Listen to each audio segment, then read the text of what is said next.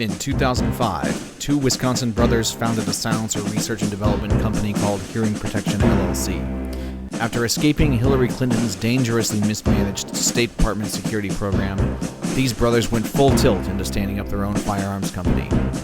Today, still under the watchful eye of government regulatory agencies, they survive as entrepreneurs of fortune. If you have a problem, if you have shitty kit, and you're in desperate need of an upgrade, maybe you can buy Griffin Armament.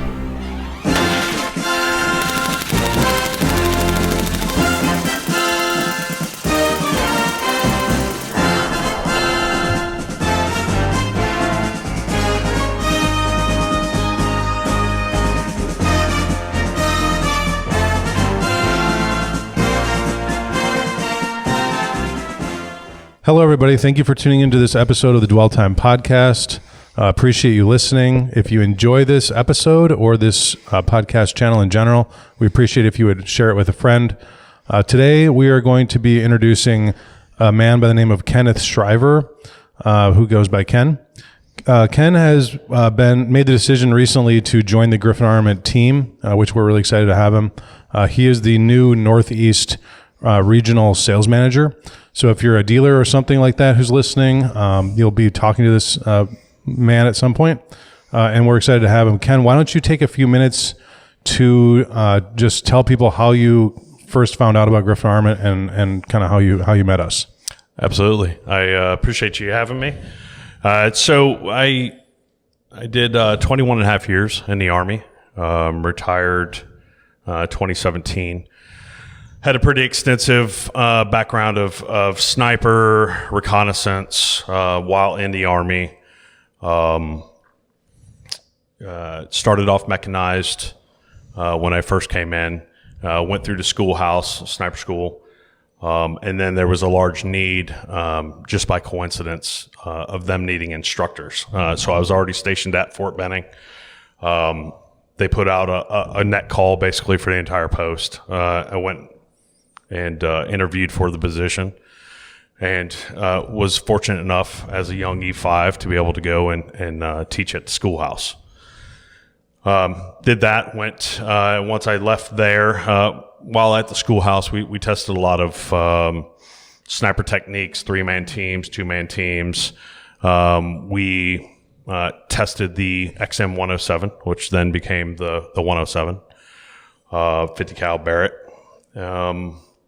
And just a great opportunity to be able to work amongst giants, if you will, as a young E5. From there, went to recon platoon in the 503rd. Learned reconnaissance, helping to hone my sniper and reconnaissance abilities, and also train new snipers. And then from there, went to 101st, 3rd Brigade, 1st Brigade. Did two deployments to Iraq, one to Afghanistan while I was there. I was at Fort Campbell for about 8 years total. I was fortunate enough to kind of get some dwell time there and get some deployments in. Left there, became a first sergeant for a basic training in Fort Leonard Wood. And then after that, went on to the National Training Center, where I was Op 4 First Sergeant and then Acting Sergeant Major for the OCTs controlling the Op 4. So then after that, I retired. Continuously heard about your guys' products. Had gotten to shoot it several times. Very impressed, and wanted to become a part of the team.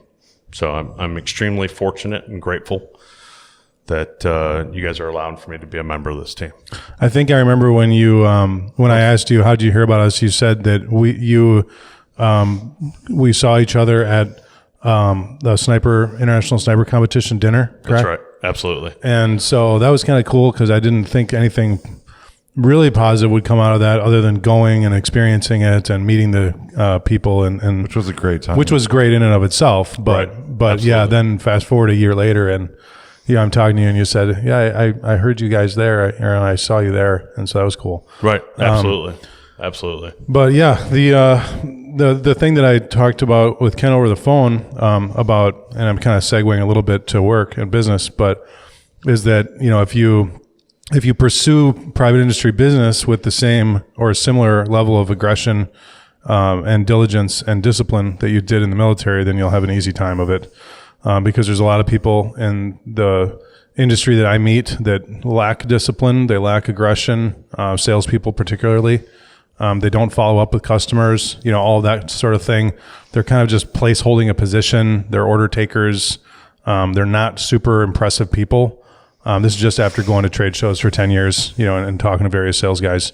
Absolutely. And so I'm excited that you're coming to work, join the team, and I'm excited that I think you'll do really well, and I think you'll be a great person in your position. So, anything that you could kind of add in terms of, you did have some prior experience in the industry as well, so it wasn't just a complete segue from military to here, right? That's correct. Yeah, that's correct. For a while, I was a contractor for another company doing military sales.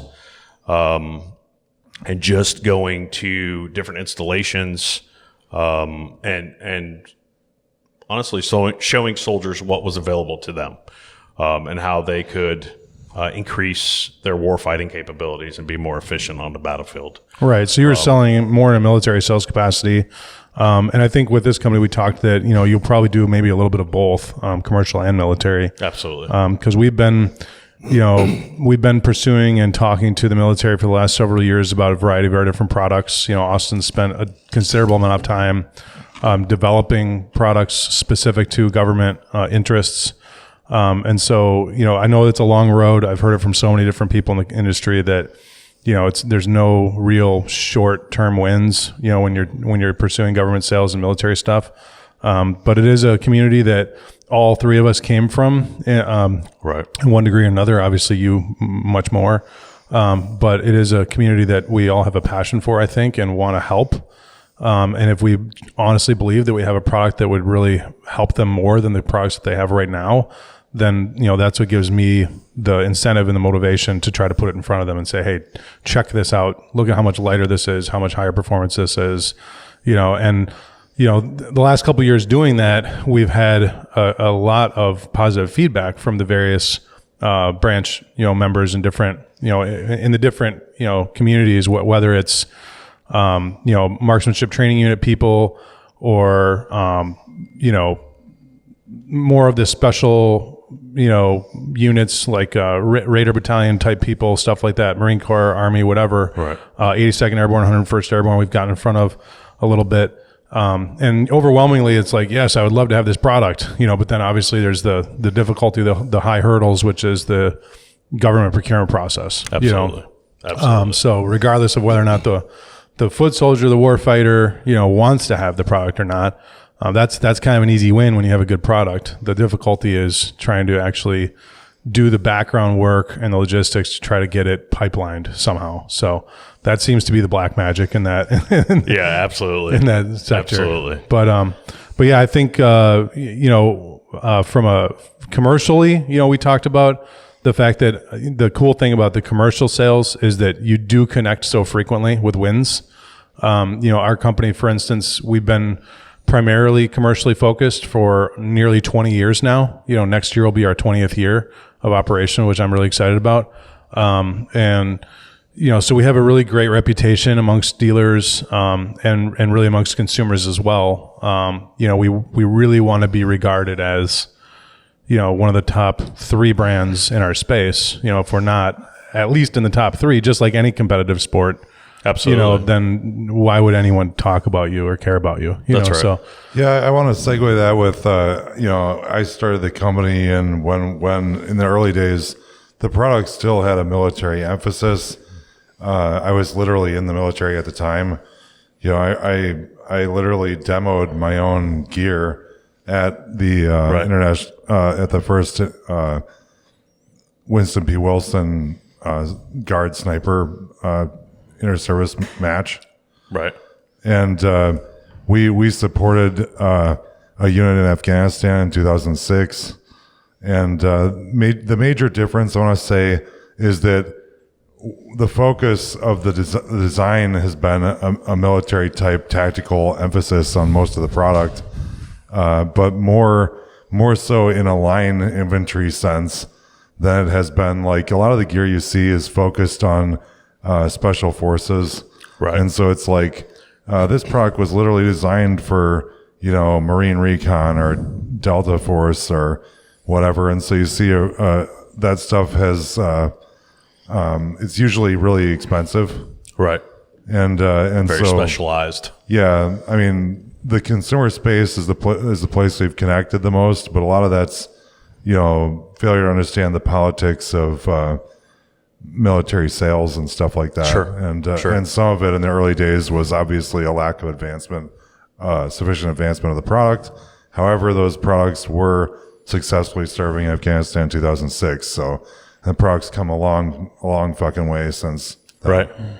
Right. Never being comfortable. Sure. Absolutely. Yeah, I mean, always improve your fighting position. Absolutely. So one nice thing about Ken too, with your background as a sniper instructor, is that you're going to be really impressive, I'm sure, with demo shoots, showing people the accuracy of the product. Absolutely. I better be. And by the way, those were infantry sniper units that were using that product then.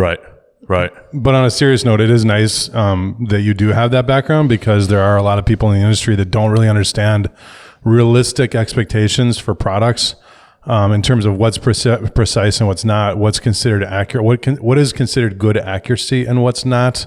Right. I've talked to people in different companies at the trade shows over the years where they think, oh, if the AR-15 does 2.5 inches, that's good enough. And you're like, well, maybe if it's a really cheap gun, it's good enough. Sure.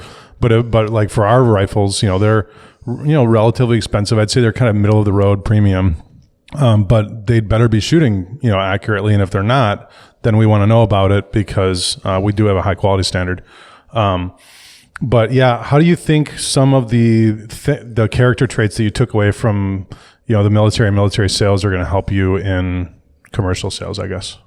Well, I think Austin and I were just talking about this earlier this morning. I think that there's definitely something taken away from military service, whether it's integrity, high morals, being true to your word, not being deceptive, and just having, I think a lot of people who come out of the military, it's an expectation. Unfortunately, it's something that's being lost in our society. A handshake and a person's word, that they're going to do something, or that something is true, and then not following through. I think the discipline and morals and ethics that I learned in the military will help serve me well with serving customers and being true to what I agree to and what I'm saying is true. I would agree with that 100%. There's a lot of people that we've worked with at Griffin Armament who, they tell you that they're ethical people, but then 6 months or a year down the road, you see them doing things with the business that are not good, and, luckily right now, I don't think any of those people really work here anymore.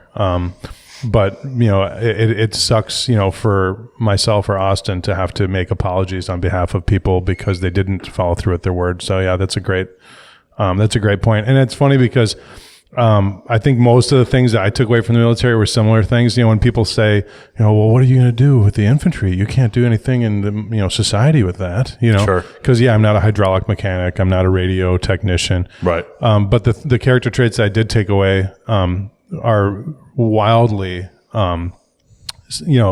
rare in society. Like you said, ethics, morals, discipline, following up, being true to your word. And those are things that like maybe 5 to 10% of normal society actually do on a frequent basis. Right. The military teaches you that there's a mission and there's an objective, and they teach you to doggedly pursue the mission and the objective. They teach you that you can work on 4 hours of sleep. They teach you that you can work 7 days a week, right, with no weekends for over a year at a time. Absolutely. They teach you that you can go beyond what you think you're capable of. They teach you that you should be the last person to fail. And a lot of those things are things that can help you in your later life. Absolutely, and definitely applicable to sales, business, taking pride. They teach you to be prepared. Absolutely. Literally just being on time is a huge one. Yeah, right. I mean, Early. So many people are never on time. Like you plan to execute whatever it is, either an internal business thing, a meeting, an event, a whatever, you get there and then half the people aren't there, and you're like, where is everybody? And it's even stuff like that is crazy. You'd interact with different type people in the military, and you could see that the people that had the most experience would often kind of roll a mission off the cuff. But I mean, when we got a mission, it was like a gear layout, and you ensured you had everything you needed for the mission. Right. And everything. A lot of planning culminates in perfect execution. 100%. 100%. So I think, in not too long, we're going to go transition to the range and grab a M24, one of the ones that was refitted by the Remington Custom Shop that was purchased back from the Army. And we're going to do a little accuracy shoot, right?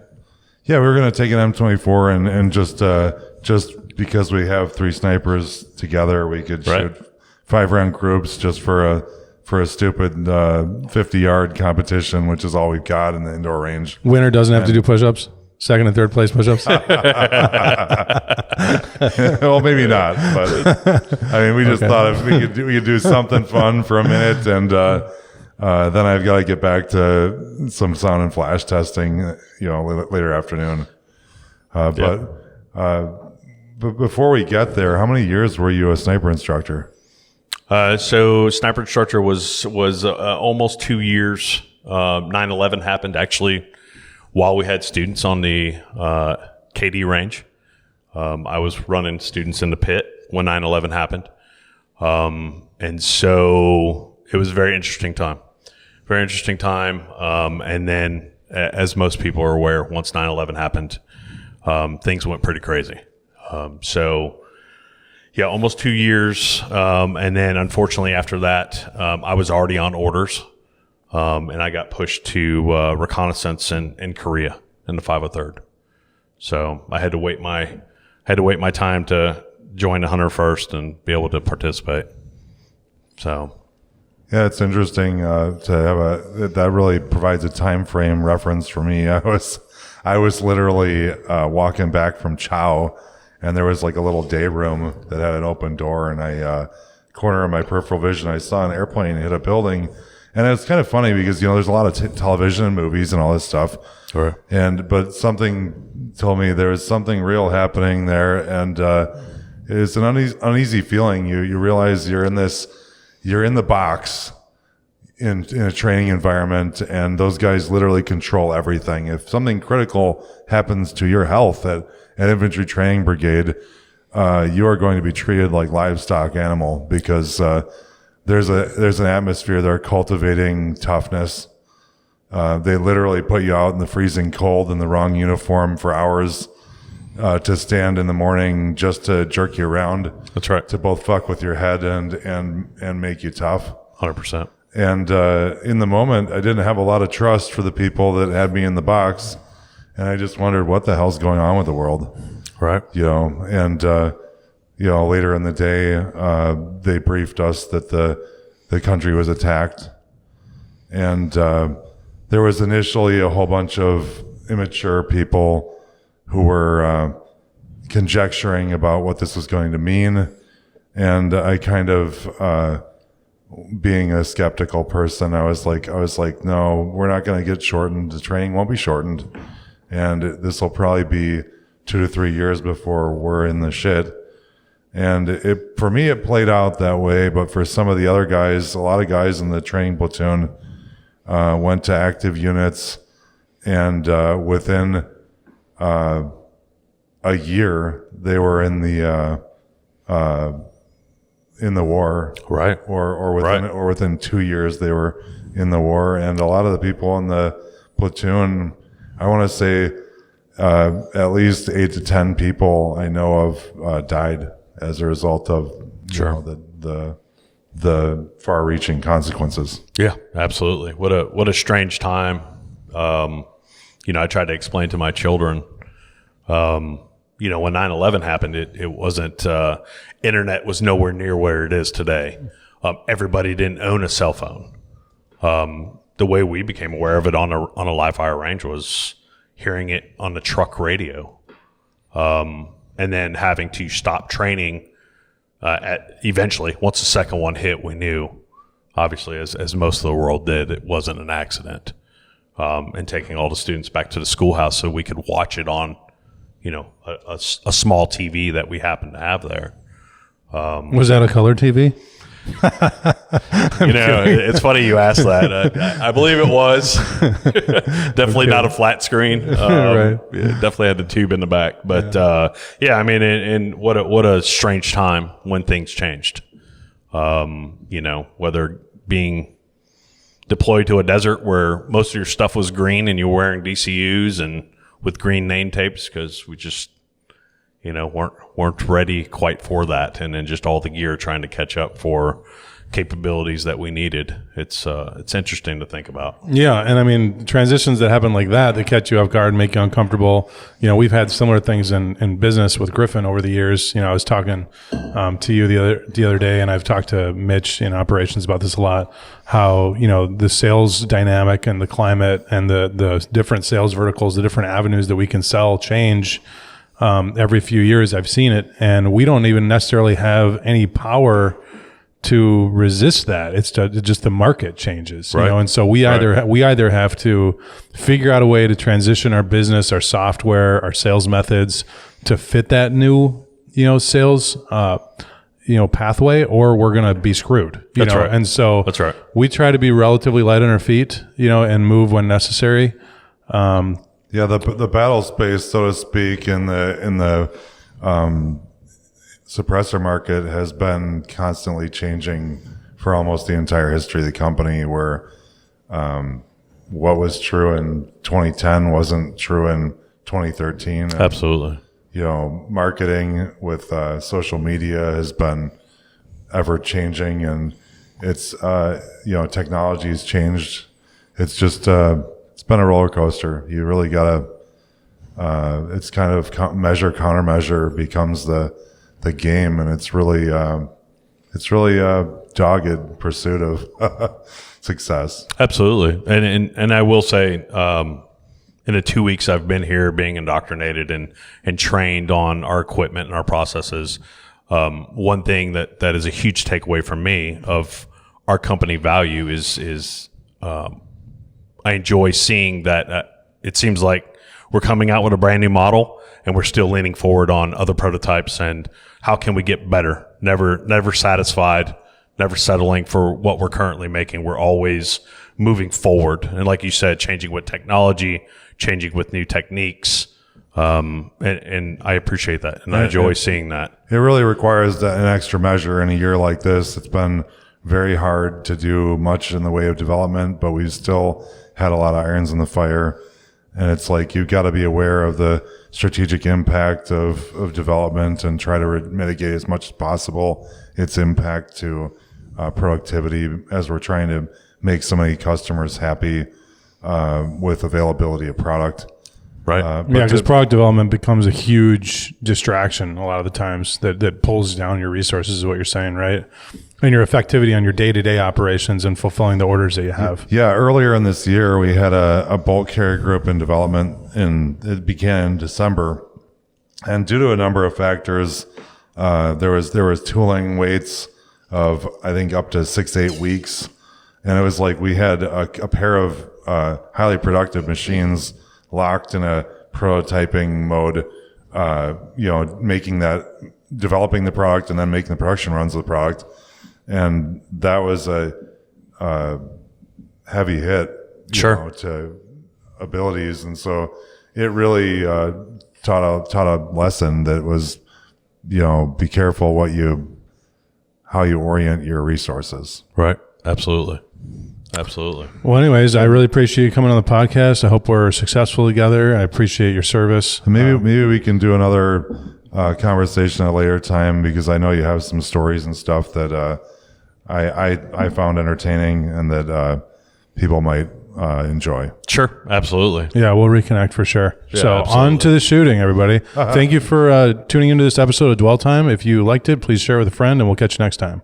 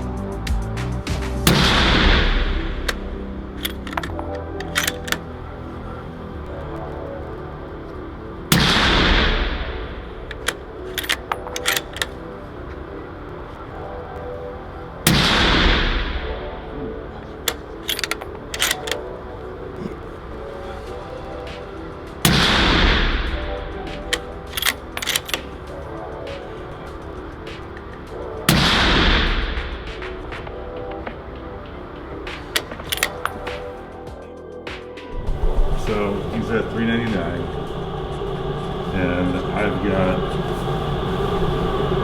oh hell, I guess if I'm at full bore gallons, so I got 467. Lack of fouling. And then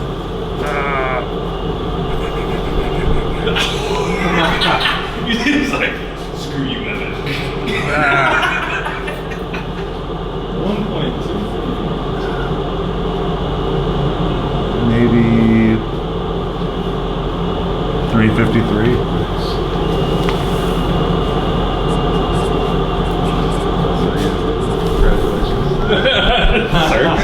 Sir, congratulations.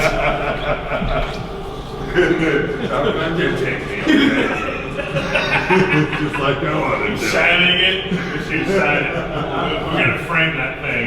Yes. It's gonna go in your bookshelf. I'm going to put this on my resume.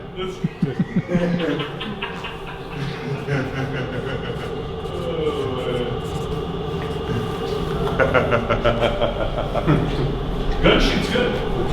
I guarantee you, with more fouling,